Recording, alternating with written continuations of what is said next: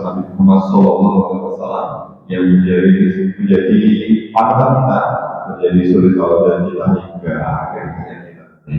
Menuju Bapak Ibu sekalian, pada pagi hari ini kami melakukan pembacaan hadis dari Imam An-Nawawi, hadis dari Sahihah,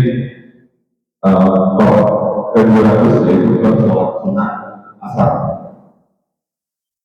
Hadis setelah 126 dari Ali bin Abi Thalib, beliau berkata, Nabi Muhammad SAW biasa sholat 4 rakaat sebelum asar. Beliau menyelesaikan di antara 4 rakaat itu dengan salam kepada para malaikat yang didekatkan dan kepada pengikut mereka dari kaum muslimin dan mukminin, diriwayatkan oleh At-Tirmidzi dan beliau berkata hadis hasan. Hadis ke-1127 dari Ibnu Umar dan yang Muhammad bersabda, semoga Allah merahmati seseorang yang sholat 5 rakaat sebelum asar. Diriwayatkan oleh Abu Dawud dan At-Tirmidzi berkata hadis hasan. Dari Ali bin Abi Thalib bahwa Nabi Muhammad SAW yaitu sholat 2 rakaat sebelum asar. Diriwayatkan oleh Abu Dawud dengan sanad sahih. Jadi kalau sholat rawatib sebelum sholat Asya bisa melaksanakan 2 atau 4 rakaat. Lalu bab 201 yaitu bab sholat sunnah sebelum dan sesudah maghrib. Pada bab sebelumnya telah disebutkan hadis Umar, hadis Umar dan hadis Aisyah yang sama-sama sahih bahwa Nabi Muhammad SAW biasa sholat 2 rakaat sebelum maghrib.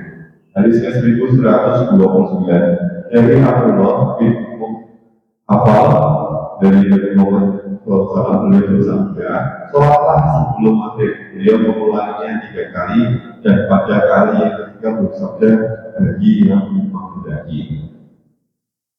Diriwayatkan oleh Al-Bukhari.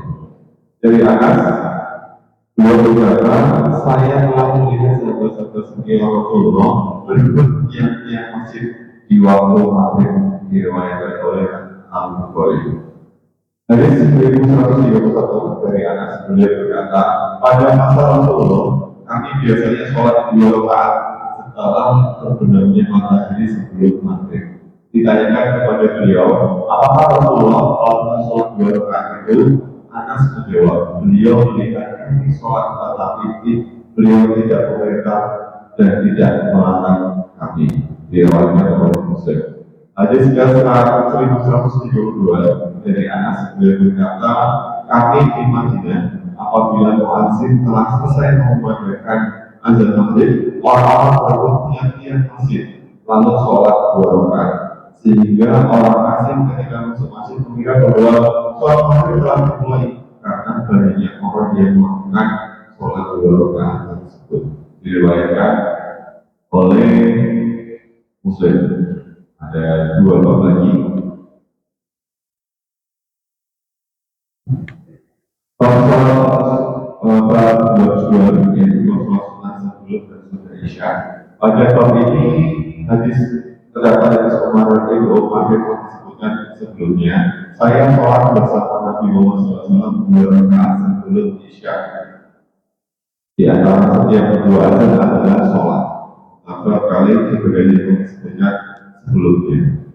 Bab sholat ke-23 bab sholat sunnah Jumat. Dalam bab ini adalah hadis Ibnu Umar yang telah disebutkan sebelumnya bahwa beliau sholat bersama Nabi 2 rakaat setelah Jumat. Hadis ke-1133 dari Abu Hurairah, beliau berkata, Rasulullah bersabda, apabila salah seorang di antara kalian melaksanakan sholat Jumat, maka hendaklah dia sholat sesudahnya 4 rakaat. Hadis ke-1134 dari Ibnu Umar bahwa Nabi Muhammad SAW tidak sholat sunnah setelah Jumat hingga beliau pulang lalu sholat 2 rakaat di rumah beliau. Diriwayatkan oleh Muslim.